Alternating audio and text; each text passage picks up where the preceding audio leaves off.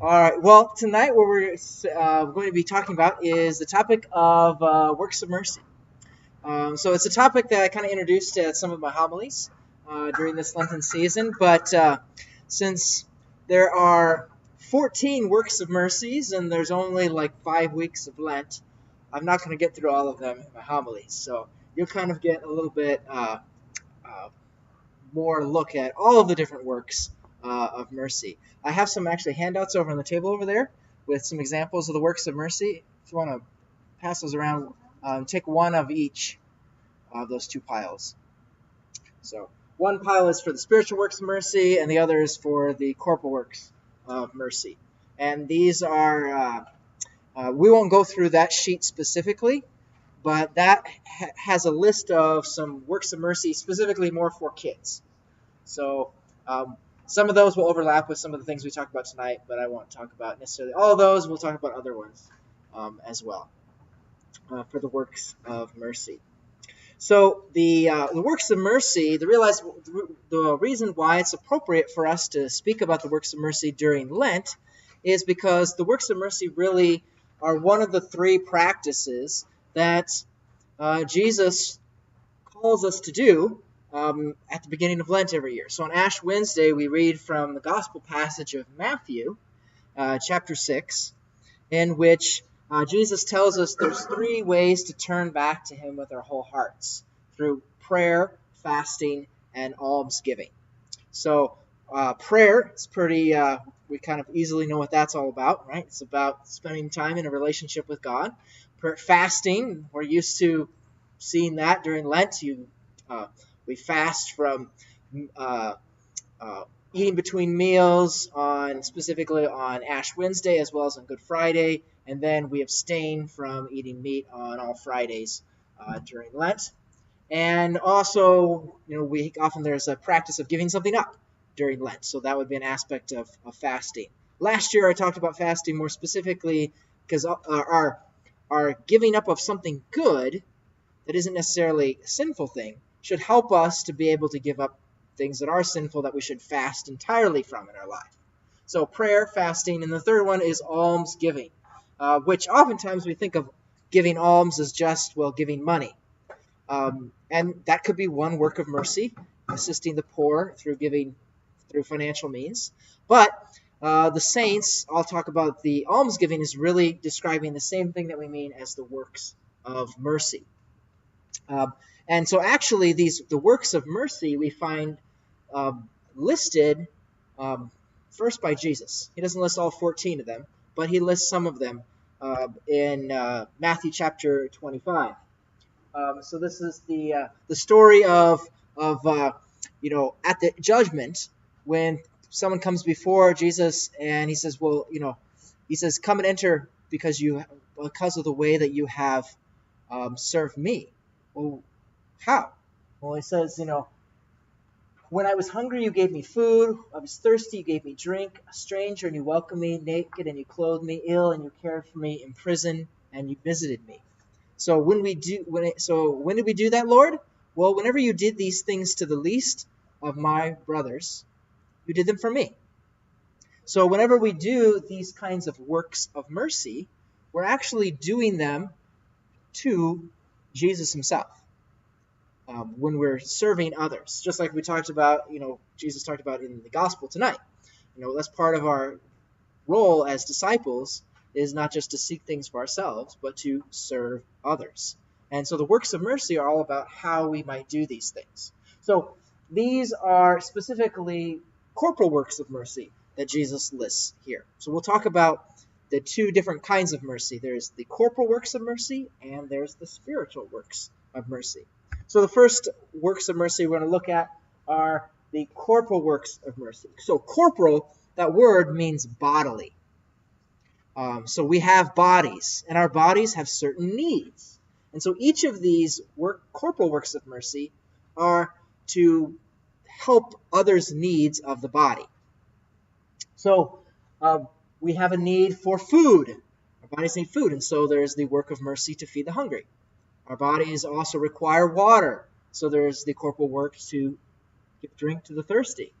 We also need some kind of clothing for our body, and so there is to clothe the naked, as well as a place to live, to be sheltered from the elements, and so we have to shelter the homeless. And also, so those are things that everybody always needs. Then there's two needs where, our bodies could be missing certain specific things. So if our body becomes sick, we need health. And so to visit the sick is a work of mercy towards those that are ill. And then also, there could be a case in which somebody loses their freedom for some reason, and so there is to ransom the captive. We'll talk about that. And then finally, even after someone's body dies, there's still a work of mercy towards somebody after they die. They should be treated with their body should be treated with respect. And so we have a corporal work of mercy to bury the dead.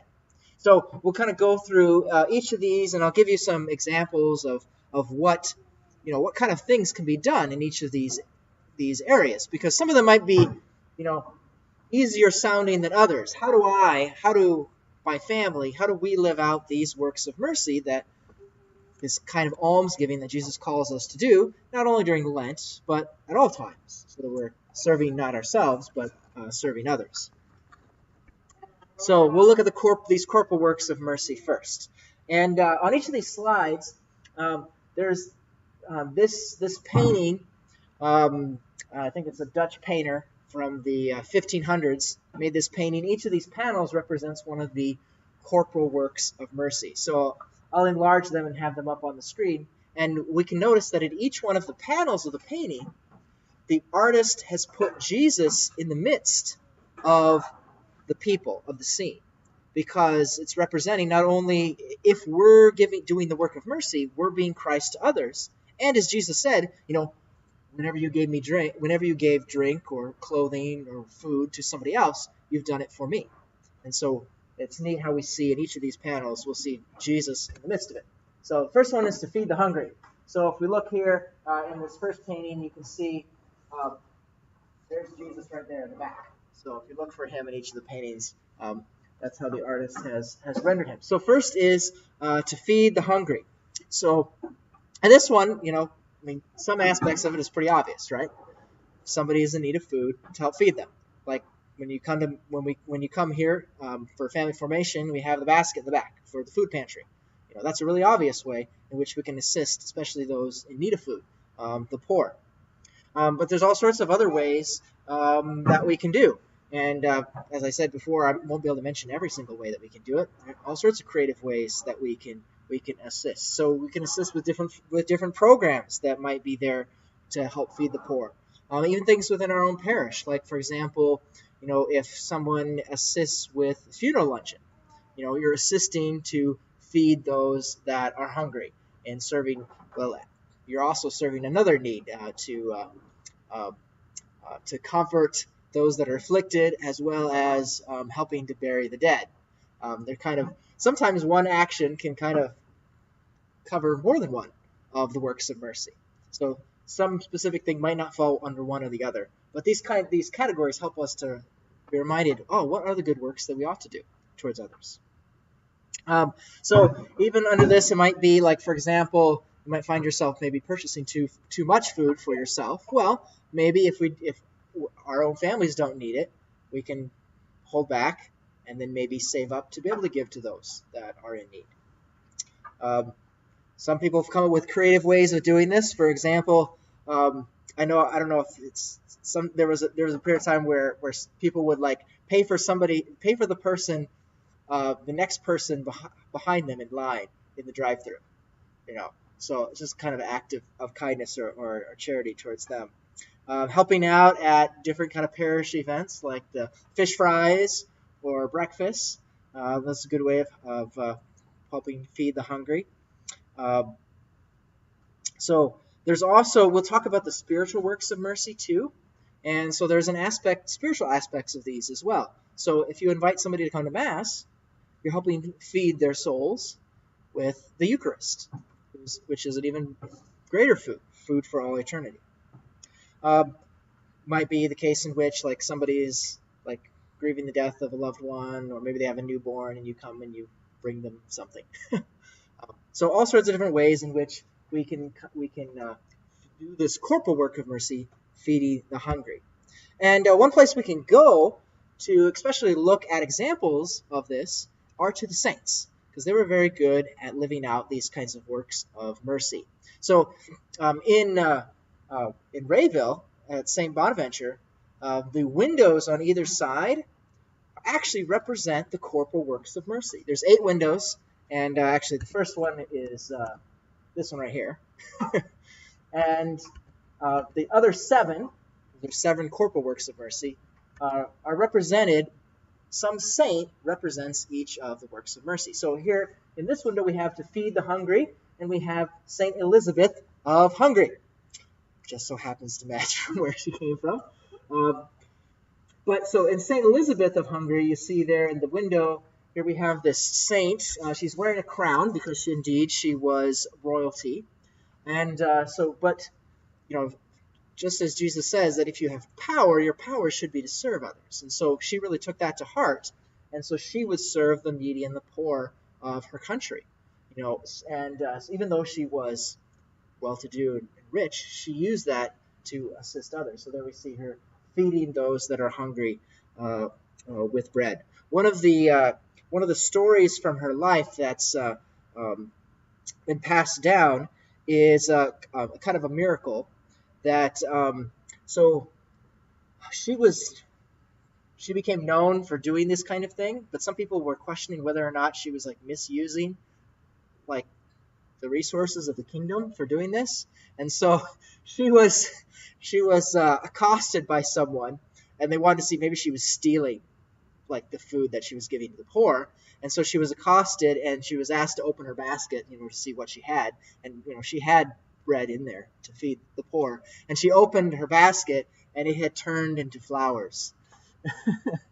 So that the people who were trying to catch her in doing something wrong failed to do so. Of course, she had, and this was a sign especially to her husband, who really supported her beforehand anyway.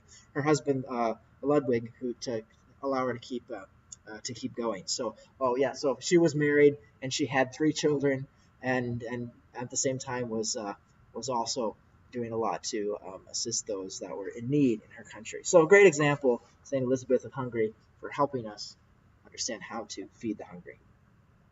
So if we move on then to the next corporal work of mercy, it's to give drink to the thirsty. So once again, that's probably fairly an obvious need as well. We all need water. For us in our country, we might not think about it as often because it's pretty easy to find water. Though with the flooding that we've been having, it's a little bit too much water, but that's also caused kind of a shortage in certain places. They have to watch how much water consumption they're doing, especially with the sewer systems and things like that. So, in some places in our state, they're really noticing, the importance of water. We kind of take it for granted and how easy it is. But in other countries, it's actually really difficult to find good drinking water. And so that's actually some programs that we can help even support from here, is to help those places that need clean drinking water. I know that when I was at my previous parish, they had a connection with a parish program in Central America that was kind of assisting to help set up water purification type systems for the people there. Because it's not always the case that they have as good available clean water. So also paying attention to, obviously we don't have droughts right now in our area, but that can happen, and so people can be in need of water, and so different services like Catholic Relief Services and different programs like that assist areas in different places. And even times like this can help us to think about how do we make sure that we use well this resource of water that God has given us. So for your kids, it might be something as simple as bringing some water for somebody who's thirsty, right? Mom or dad is working hard, and they can bring you some. So to bring drink to the thirsty is illustrated in the windows by this saint who's passing out water to some travelers. And so some of the windows in Rayville, I'm not 100% sure who they are. I try my best to figure them out, and I think this is St. Rosalia, but I'm not 100% sure. just by trying to figure out. Sometimes it's easy to tell by what's portrayed, and sometimes it's a little bit more difficult to figure it out. So I think it's Saint Rosalia. She was a saint in, let's see, the 1100s, and in Sicily. And she was a hermitess, so that meant she kind of lived on her own. And so she prayed. She had like a cave where she'd pray at, and travelers would stop by. And so I think, and when I was first finding the saint, like a year or so ago, as I was trying to figure out which saints from the windows, I was like, there was some story that I saw about some like water, like a spring or something, but I couldn't find it again when I was looking this last time. So I'm not 100% sure. That's probably my least sure window as to if that's the saint or not, but it's as close as I can figure out. So, to give drink to the thirsty. Then, to clothe the naked. So, this is a pretty simple thing to understand, too. And also things like, donating to a clothing drive. If we have plenty of clothing ourselves to help those who may be in need, especially like, in the wintertime, then we can do like coat drives and things like that for those who might not be able to afford it. So that might be something, go through your closet and see other things that I or my family members don't really use anymore. Might be something that we can donate. Hosting a clothing drive, or we have the bargain box here in town to donate to. Which in turn then also donate to a number of different organizations. You can find out, at different homeless shelters or like pregnancy centers. Sometimes they are in need of certain items. During Advent, we have the Christmas tree that we place in the back of the church, right? Where we have different items. Some are clothing, some are other kinds of other toys. So when we search out those who, just as Jesus said that, when we do these works, we do them for the Lord too. Just think Jesus himself was stripped naked upon the cross, and so when we don't have clothes, there's kind of this loss of dignity. That happens anytime that somebody is like, you can think of, slaves, or even like during the Holocaust, victims are stripped of all their belongings and all their clothes, and it seems to remove their dignity. And so clothing somebody is a return of their very dignity, if they can be clothed. So the saint that we have in an example in the windows in Rayville is St. Martin of Tours. So he was a Roman soldier. So very early on in the church, in around the mid-300s, is when he was living. And his father was actually a military officer in the Roman army. And so he then was, he followed his dad, and also became a member of the army. He was actually he was not, so at the time when this scene happens, he was actually not yet fully a Christian. He was a catechumen, meaning he was studying to be baptized. So he wasn't yet baptized a Christian, but he wanted to be one. So when he was a young soldier, he met, as he was, on his patrol, or he met a beggar who was very much, without any clothing. And so what he does is he takes some of his cloak and he cuts it in half, and he gives half to the beggar. And later on that night, Martin has this vision in which Jesus appears to him and says, and it says, Martin, a mere catechumen, has clothed me. Someone he hasn't even been baptized yet, and he's already living out this work of mercy. So later on, at age 20, he was in the army from age 15. At the age 20, he ends up leaving the army, probably because he doesn't want to engage in offensive wars and attacking and killing people. And so he's released from military service, and he dedicates his life to Jesus. He's even later on, he's called to be the bishop of Tours. So that's why he's St. Martin of Tours, because he becomes the bishop of that. So it's a wonderful story of clothing the naked. So then we go to sheltering the homeless. So this is kind of one that I talked about this past weekend, with the flooding. We appreciate our homes, and when it's in danger, we even more appreciate that we have homes. And so that's kind of obvious as to, like, yeah, if there's people in need of homes, whether temporary because they're displaced because of the flood, or maybe they need more assistance for a further period of time, that's a way in which we can really assist now. So actually this coming weekend, we're going to have a special collection to help, those in, our state, parishes, communities that have been affected by the flooding. So we'll have a collection, and that'll be a way to help shelter the homeless. But as I also mentioned, so, sometimes sheltering the homeless could be, well, does it mean that we need to go find the homeless person on the street and then invite them into our house? Well, if you have children, that might not necessarily be the best thing to do. Though, I don't know if you've seen the movie The Blind Side. So that's an example of a family actually doing that, bringing, the young man in to their home. Doesn't necessarily mean that's what God's calling all of us to do. But there's, like I said, other ways in which we can assist those that are in need for a home. And it could be even the case of welcoming people into our community, of our parish. And, if we notice somebody that we don't recognize, to welcome them, to introduce ourselves to them. So, helping at homeless shelters, volunteering to repair or do maintenance for those who are like elderly or disabled could be ways in which we help shelter the homeless. The church has all sorts of different kinds of charity type organizations. So, for example, somebody who needs to escape domestic abuse. I mean, that's a case in which somebody needs to be sheltered as well.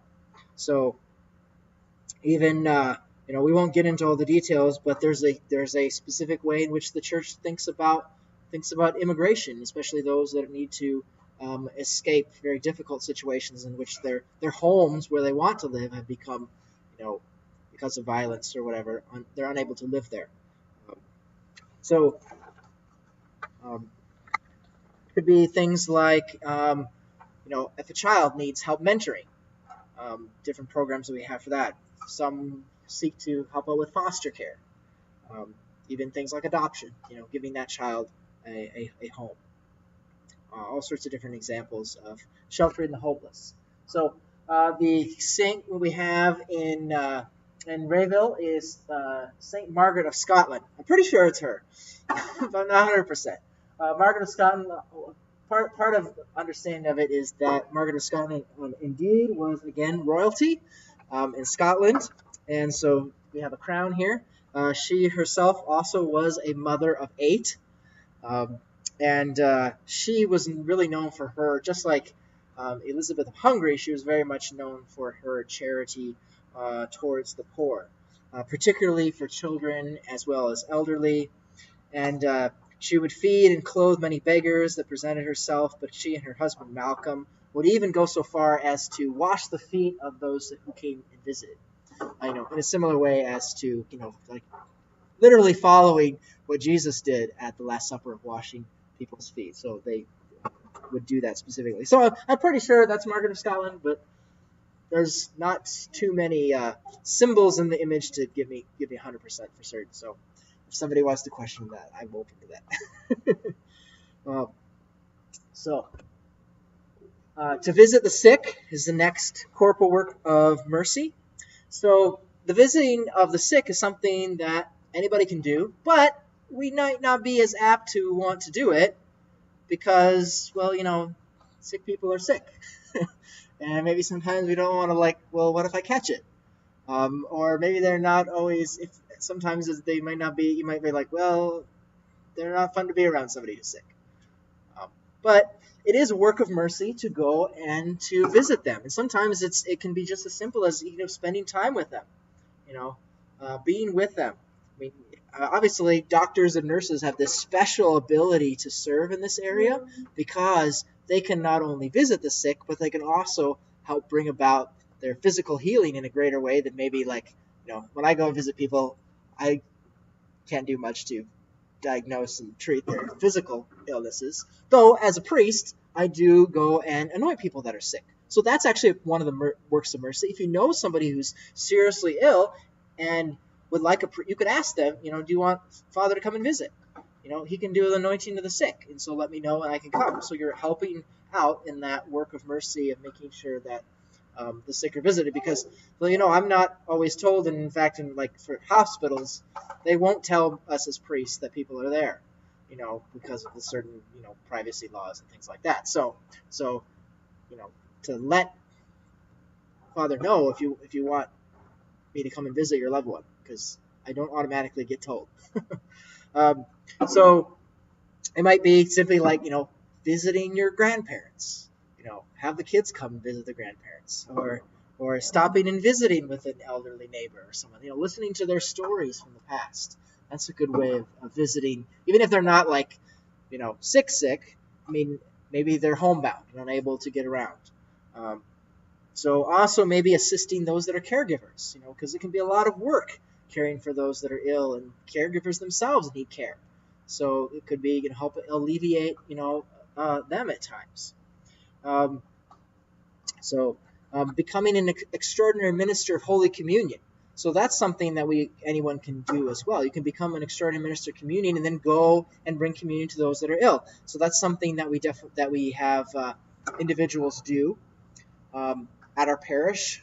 So at the 10 o'clock Mass, when you see them come up and they have the little gold containers holds the Eucharist for them to go and visit somebody and bring the Eucharist to, because they can't reach, especially in the wintertime, when the elderly may want to come, but they know they really shouldn't be out in the bad weather, and so it's really good to work of mercy to be able to bring the Eucharist to them. So one of the things that's kind of come up, especially with the acknowledgement that all of our parishes are going to be combined together and there won't be quite as many Mass times when that all happens, is is there a way in which in parishes we can provide transportation maybe for those that maybe don't feel comfortable driving themselves. We don't have anything like that set up in our parishes, but that could be a potential way of doing things. So this work of mercy to visit the sick is illustrated by a window in Rayville with Saints Kosmas and Damian. So Saints Kosmas and Damian were brothers. They were born in Arabia. And we don't know a whole lot about them, but we do know that they were doctors themselves. And because they were Christians, they would never charge anything. So they would go and they would offer their services free of charge to anybody who needed them. We know that they eventually became martyrs because, that was a really weird thing for them to be doctors and not charge anything.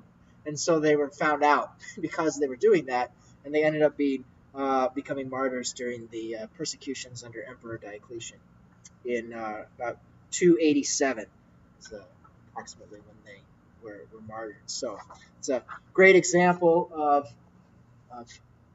going and visiting, not only visiting the sick, but using their talents to be able to try to alleviate and heal them as well. So then we have to ransom the captive. Now, sometimes this work of mercy has been more recently called to visit the imprisoned, because not every time. I mean, if you go and visit somebody in prison, you might not be able to actually ransom them out of prison.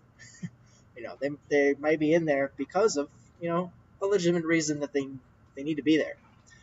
But the fuller meaning is to ransom the captive, because this is really what Jesus comes to do. He doesn't come. The spiritual meaning is that he comes to free us from sin. Not just visit us while we're stuck in sin, but he came to die for us and free us completely from sin. So that's ultimately, so someone can have the freedom to actually live good. I mean, part of the reason why people are in prison is because they haven't done good, right? And so hopefully during this time, a conversion can occur, which happens. That someone can go through and I realize that way I've been living is not good. So ultimately, that's the most important. Pope Francis goes to visit those in prison to show them, that even though they've done these things wrong and there's a reason why they've been incarcerated, that they're not rejected completely. They can change their ways if they so desire. And so, in fact, mentioning Pope Francis, he's kind of a very much he tries to model in what he does these kinds of works of mercy. So he'll come up a couple other times as examples. So that's another example of a saint is Saint Therese, or Saint Teresa of the Little Flower. One of the things that when she was a religious sister, and so obviously she couldn't leave her convent to go visit somebody in prison. But what she would do is when she found that there was a criminal who was convicted and was sentenced to death, she prayed fervently for his conversion prior to his execution. So that was a way of her trying to work towards mercy towards someone in prison. Even things like, there's certain forms of slavery still exist today where people need to be freed from that, whether it's, being utilized for work but not really paid properly, or things like, human trafficking is a modern form of slavery that occurs today, and so to do things to try to work against and free those that have been entrapped in that. So to ransom the captive is illustrated by this window of Saint Sebastian. So Saint Sebastian, and this is actually really kind of a unique illustration of Saint Sebastian. Usually you see him, I'll mention here in a second, a different way. But so Saint Sebastian was also in the Roman army, and while he was in the Roman army really to be of service to Christians that were also in the army, and that were being persecuted by the Romans at that time. And so Saint Sebastian, they didn't know that Sebastian was a Christian. They had to hide some of this, otherwise they would be killed themselves. So Saint Sebastian was serving. He was such a good soldier that he actually was promoted to the Praetorian Guard, which was given specifically to protect the Emperor Diocletian, who was killing Christians. And while he was serving in the Praetorian Guard, two twin brothers, Marcus and Marcellian, were imprisoned for refusing of making public sacrifices to the Roman gods. And the two brothers were actually deacons in the church. And so during their imprisonment, Saint Sebastian was one of the guards, and he actually brought the two brothers' parents in to visit them, and he ends up convincing the parents themselves to convert to Christianity. Even though their sons have been in prison, in conversation with them, they're able to convert. And Sebastian converts several other prominent individuals to Christianity. Of course, he's found out about this, that he's a Christian, and Diocletian then decides he's going to need to be executed. And so then they sentence him to death via target practice for the archers. So most images of Saint Sebastian that you find are actually Sebastian riddled with arrows in him. So if you ever see an image of a saint with arrows stuck in him, that's Sebastian. But he actually didn't die that way. He was left to die. He was nursed back to health by some other Christians, and then later he was martyred. He ended up being beaten to death. But in the story of him as this guard at the time of the prison is this example of those helping ransoming the captive, because even though he couldn't save them from martyrdom, he helped ransom other people by bringing them into the faith. So the final corporal work of mercy is to bury the dead. So this doesn't always seem like a corporal work of mercy that would fit in this for us, because sometimes we might get the impression that, after we die, our body is just kind of like a shell of us. But that's not true. Our body is just as much a part of us as our soul. We're both body and soul, and so our bodies need to be respected after they die. And so we bury them to show great respect. We never, in a sense, throw the body out. And so there's certain practices that we would never do to someone's body after death because it doesn't show proper respect to them. So there's all sorts of things we can do for this work of mercy. And it could even be things like, obviously this is not morbid because we all will die, right? None of us are going to escape that. We will all die. And so one of the things that we can do is actually do pre-planning. Make sure that we have things set up for what if we would die. Do I have things set up for my family? So I even talk about this every time I do marriage prep with couples because they're usually not thinking about those kinds of things. But have you set wills and even to the point of, like, especially important if somebody is more elderly, plan some of those ideas out. If there's certain readings that you would like at your funeral, because sometimes it's so stressful sometimes when after a family member die, you don't know how to take care of all that. And if they have some of the things planned ahead of time, it really could be a work of mercy in that area. So attending funerals and wakes, and not just when they're convenient for us or when they're somebody that we know. That's a really good thing is to, and I have to say that, being out here, I think people are much better at it than when I was in Omaha. Because in here, with so many people knowing so many other people, there's a greater tendency for people to go to one another's funerals. So the funerals in our parishes here are actually bigger funerals than when I was in Papillion.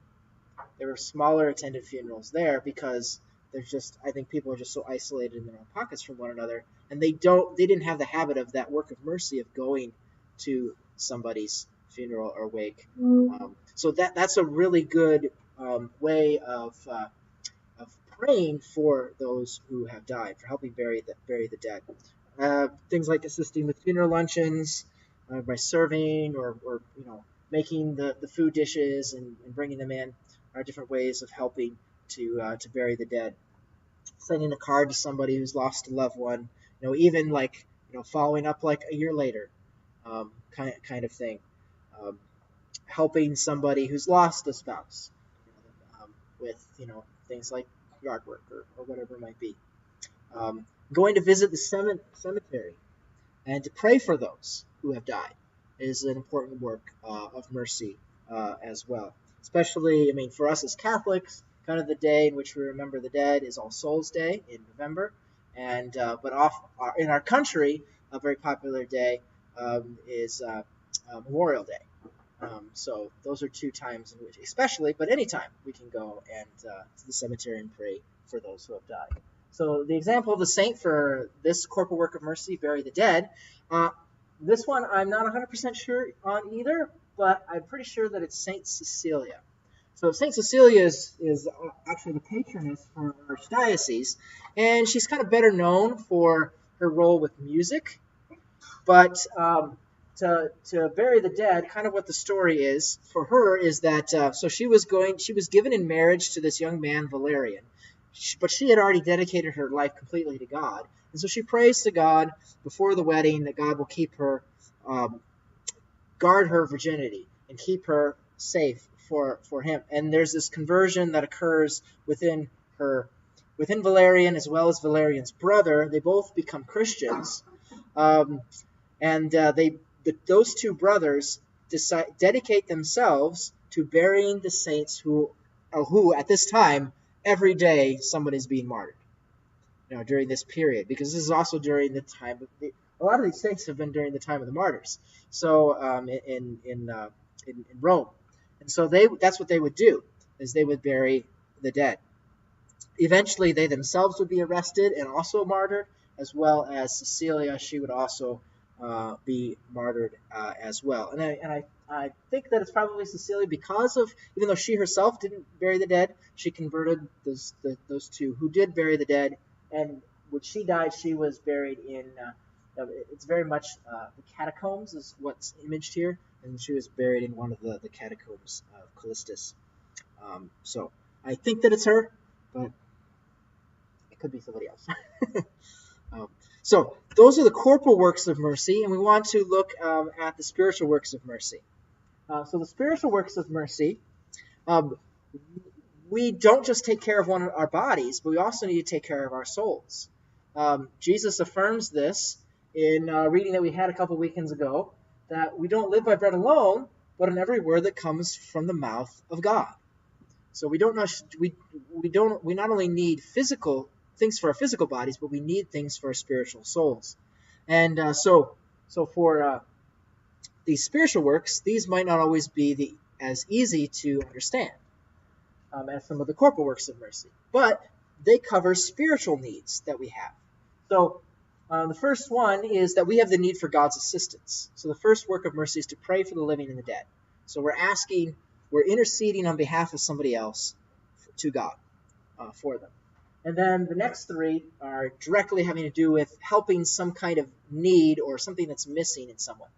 So to the first one, to instruct the ignorant, is if somebody has something, the term I use here is a defect, but you're missing something in your knowledge, in your intellect. And in philosophy or theology, it's specifically the speculative, which is kind of like the theoretical type knowledge. There's practical knowledge and theoretical type knowledge, and to instruct the ignorant has to do with the more theoretical knowledge. Whereas to counsel the doubtful, if someone is doubtful, they don't know what to do in a certain situation. So they need very practical knowledge, help in that way. The next one is to comfort the afflicted. So not only are we thinking people, but we also have emotions in our spiritual life. And so to comfort the afflicted is to help us when we have, things going wrong within our emotions. And then the last three have to do with if there's something wrong in our will, our ability to choose to do good things. So if we fail to do good things, it's called sin.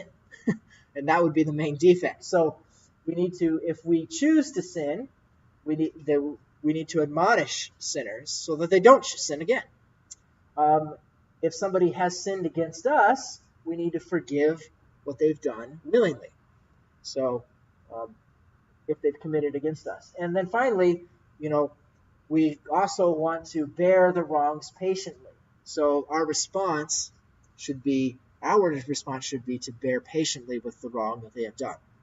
So let's look a little bit into these works of mercy.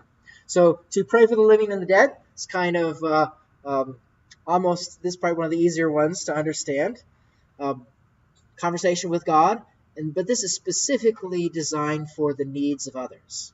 So we can ask for the things that we need, or we can praise God, or we can give thanks to Him. But this prayer is specifically intercession, praying for those that are in need. So that our prayer isn't always just about me, but it's about what other people need. So there's many different ways in which we can pray on behalf of others. We do it every single Mass. We have intercessions that we do. We can even have, you can have a Mass offered for a specific need. So if you call a parish, you can ask to have a Mass celebrated for a certain individual. A lot of times, people will call and have a Mass celebrated for somebody who's died.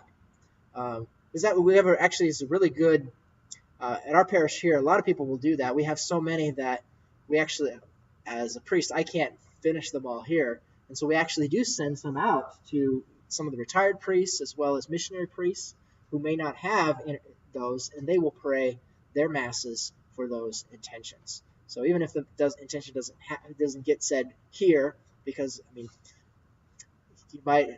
you get in line, you might be like, well, we can get it in 2 years. So sometimes it can be hard to get the exact date that you want. But that's a really good practice too, is asking to have a Mass said for somebody. You might in your own prayer, have a book of your own intentions. These are a list of things that I want to pray for, people that I want to pray for. Asking somebody else to pray for you for something. Because sometimes I don't always think about that, is asking somebody else to intercede for me. So we already mentioned things specifically having to do with the dead. You can visit the cemetery, attend a funeral or wake, praying for those who have died. We don't want to forget those that are in purgatory, because we want to help them reach heaven. To instruct, I don't have specific saints for all these because the windows in Rayville are just the corporal works of mercy. They don't include the spiritual ones, so I don't have specific windows to show you for that. To instruct the ignorant is the next one we'll look at. So to instruct the ignorant, remember this has to do with if somebody is missing some kind of knowledge. So, in a sense, any teacher, that's a big role that they're doing. They're helping to instruct the ignorant. And it could be about any topic, but for us, especially topics about the faith is really important. So all of us have a duty to share the faith with others. And especially as parents, you have a duty and a responsibility and a privilege to be the first teachers of your children. You probably heard me say that before to you. Because, you're the first teachers of your children, especially in the faith. And even, our school and our family formation programs, we can't take the place of you. So that's why we have to work together, and especially why our family formation program is designed the way it is, where you come and learn as well, because we want to make sure that you're as equipped as possible to then go and be able to be the primary teachers for your children in the ways of faith. So taking part in programs like this, we have other programs where you can learn about the faith as well, Bible studies that we offer in the parishes. There's all sorts of, if you have a catechism at home, that's a good resource for understanding the faith. Here in Nebraska, we also have we have Catholic radio station, so KVSS, 88.3 here in our area out of Norfolk. We pick up really good, at least here in town. Picks up pretty good. As you get closer to Omaha, it's 102.7, and there's a few other ones throughout Nebraska as well. So these are ways in which we can help instruct the ignorant. Also, like if you happen to be a godparent for somebody who's baptized, or if you are a confirmation sponsor, then you have a special role of taking part in the faith life of that individual as well. It's not just an honorary thing that you do. It has a very specific responsibility to help them also grow in the faith. So the next one is to counsel the doubtful. So this has to do with if somebody's lacking how to do something practically, they need some counsel. And I talked about this at Mass a couple of weekends ago, about counseling the doubtful. So first ourselves, we want to be instructed by God to make sure that we know what is good, because it's not just giving people our opinion on what we should do or what they should do. This is really a reflection based upon God's knowledge and his ways as to how people should live and act. So a lot of the scriptures, if we go to it, have that kind of practical advice on how to live. So that's a place where we can go to assist people.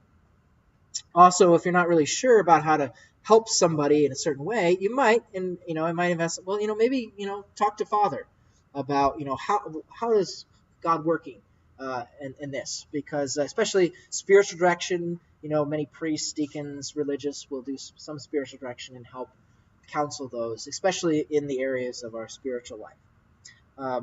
We go to the saints a lot, so they have a lot of important information when it comes to important insights when it comes to spiritual life. I have a picture up here of Saint Ignatius of Loyola, which I already mentioned a little bit earlier, and he has a work called The Discernment of Spirits, which is really, really good for us. I find it very helpful. It's very practical as to helping understand, when are my ideas or when do the things going on in my head come from me? When do they come from God? Or maybe they're coming from the enemy who's trying to, tempt me. So how do we sort through all those things within us? And he has some really great rules of discernment. Also, I recommend also to St. Francis de Sales. He has a work called Introduction to the Devout Life, which is designed for just regular people. And he uses a lot of really good images to kind of simplify, important spiritual ideas. So, Comfort the Afflicted is another important spiritual work of mercy. When we're suffering, it's really hard, right? I don't think anybody likes to suffer. But from Jesus, who he himself suffered on the cross, he can bring meaning even into what suffering is all about. So the solution is not, so often the solution in our world today is to just simply end the suffering. That's why for some people it's better to end somebody's life than to even allow them to suffer any at all. But for us, we know that Jesus can actually do a lot of good even through suffering. If we unite suffering that we're going through to Jesus, it can actually be a very powerful form of prayer. So that's an important thing that, like, if I go and visit somebody who's elderly, and sometimes they'll feel like, man, I really feel disconnected from our community, and I feel like I can't do the good things that I used to be able to do because now I'm stuck here and I can't really get out. But it's like, well, you have a very important role in the church because your suffering united with Jesus can do immense good within our community, by faithfully being connected and praying, and even in the midst of your suffering, it's incredibly powerful of what you're doing in the background for the good of not only yourself, but also for your family and for others. So, comforting the afflicted too can be, just listening to somebody who's been going through a difficult time, right? As simple as that. I know sometimes it's like, this might be a little bit more, guys, because sometimes our tendency might be to want to fix things right away and not always just listen first, because sometimes that might be what your wife first wants before just going right ahead and like, okay, let's solve this.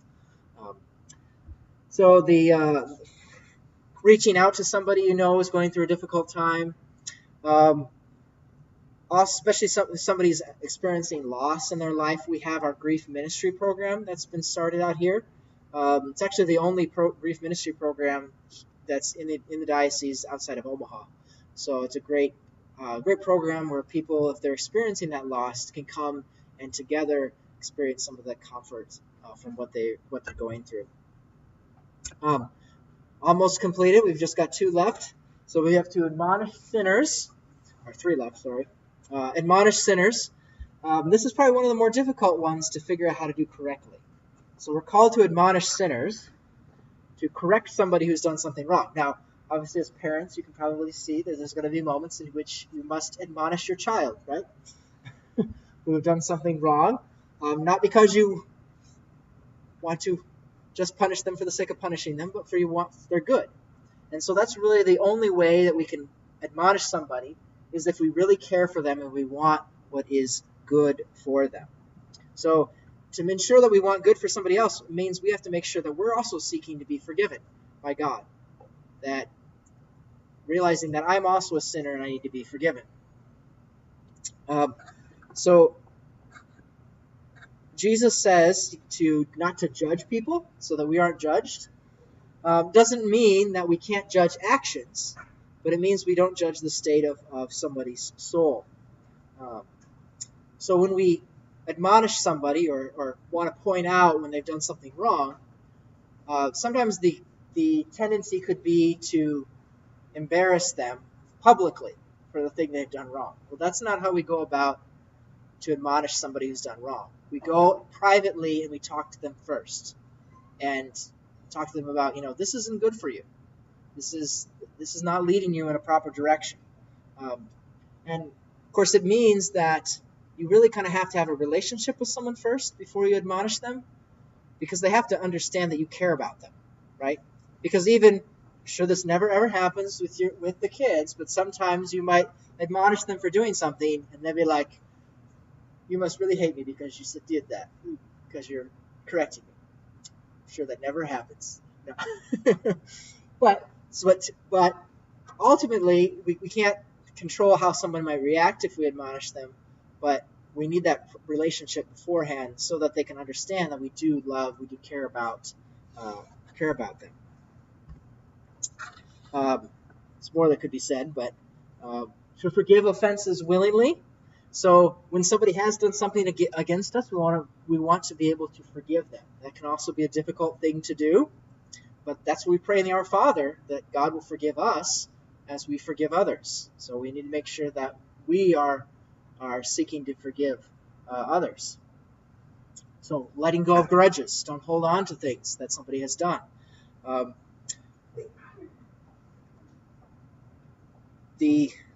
One of the things I think is really good for cultivating a forgiving heart is, the Sacred Heart devotion, because Jesus is merciful heart, asking his merciful heart to assist us. So we'll quickly go to the last one, to bear wrongs patiently. So this is related to somebody has sinned against us, and we want to be patient with them, just as God is patient with us, right? He doesn't end our life immediately. He doesn't strike us down when we sin.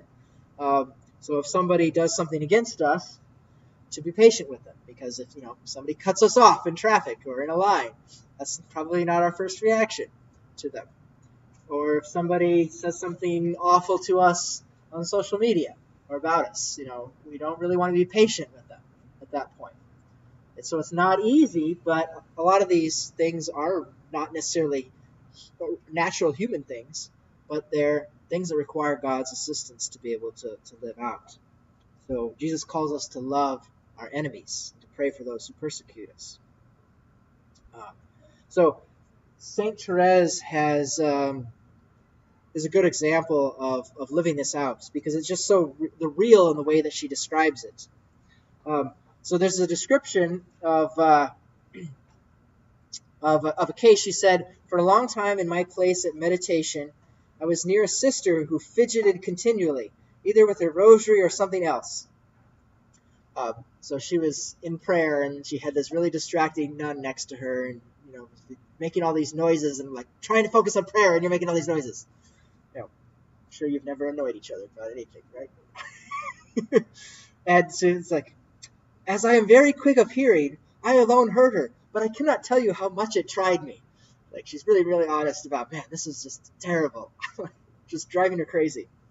"I should have liked to turn around, and by looking at the offender, made her stop the noise." Just imagine what that would be like. But in my heart I knew that I ought to bear it tranquilly, both for the love of God and to avoid giving pain. So I kept quiet. But the effect cost me so much that sometimes I was bathed in perspiration, and my meditation consisted merely in suffering with patience. Like, she took her whole being to not say something to that woman. But this is a saint, right? She's a sister, and so, but just so real. I mean, just to bear even those little things with patience sometimes can be difficult, and asking the Lord for assistance in that. So, and in conclusion, all of these works of mercy, the 7 corporal works of mercy and the several spiritual works of mercy, the corporal ones to the helping take care of the needs of people's bodies, and the spiritual ones helping care of their souls, we want to do both. Because if we only do one or the other, we're not really taking care of the whole person. Jesus always took care of the whole person, not just body or soul, but both. Because if we decide we're only going to care for somebody's body but not their soul, we're only going to care for their soul and not their body, we're really not living up to fully what it means to be a follower of Jesus in imitation of him. So all these, there's a lot of different examples of how to live out the works of mercy that I gave you tonight. Those sheets have some that kind of give like for kids, but I also, if you go to our website, I have a whole web page on our website that will give you all the list of all these different things, as well as different links to different whether they're charities or prayer sources, resources, or things like that, to help us to live out each day a little bit more these works of mercy. So, just right at the end here, final announcements. First communion kits to go with the home packets tonight, to bring back when you're finished for the next week's class. Also, we need one more family willing to drive the kids to Mercy Meals. So if you want to assist with helping feed the hungry, April 6th, we'll assemble the meals from 10 to 11:30, and then we'll leave the church parking lot at 9. So just let Cheryl know if you are able to assist with that. So other than that, that's everything for this evening.